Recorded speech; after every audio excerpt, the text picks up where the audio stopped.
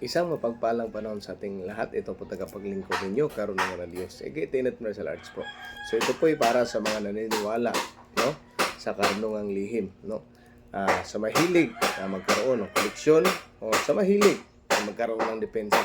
So meron po tayong mga available na may palamuti ka na, may depensa ka pa, no? So kung nakikita nyo po, ay pinagsama po natin ang sa kalikasan, no? At saka yung mga tinatawag pa rin, kalikasan pa rin pero kilala sa katawagan na crystals, no?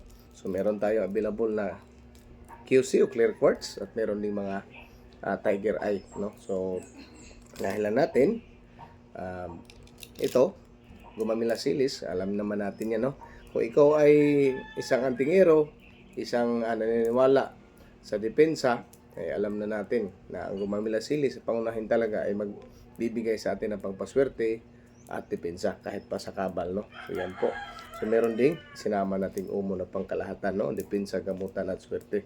At dito naman, kita ko sa inyo, ito po ang samot-saring uri ng citrin. So ito yung raw material ng tiger eye. So ito po ang tiger eye natin, no? So karagdagang lakas, liksi at aggression, no? So magiging masigasig ka sa iyong araw-araw na pamumuhay kung meron ka nito. So, meron po tayong ilang piraso nito. So meron ding tiger eye na iba ang kulay. So iba't iba kasi yung klase niya, no? At ito din na malaki. Yan. So mainam nito. Maliban na lang sa marunong talaga bumasa, sa tingin lang ng mga tao nito, normal na tao, is mag-aakala sila na bumili ka lang ng mga bato doon sa Pingsoy, no?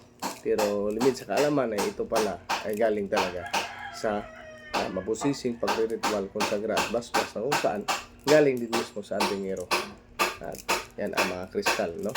So sa magnanais naman, tulad po na magkaroon talaga ng mas mahigit na malakas na depensa na hindi halata. So tingnan nyo po ang suot ko, meron tayong ganito, no? Ito po ay rainbow liklay.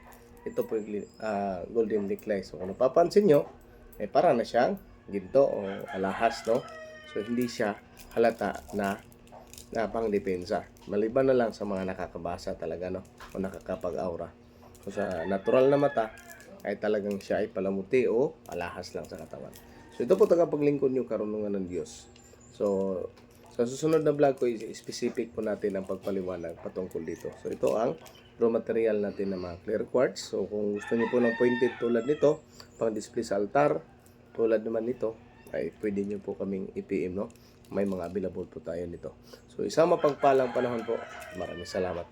Again, ito po tagapaglingkod nyo, karunungan ng Diyos, Tenet Martial Arts. Mapagpalang umaga at maraming salamat po.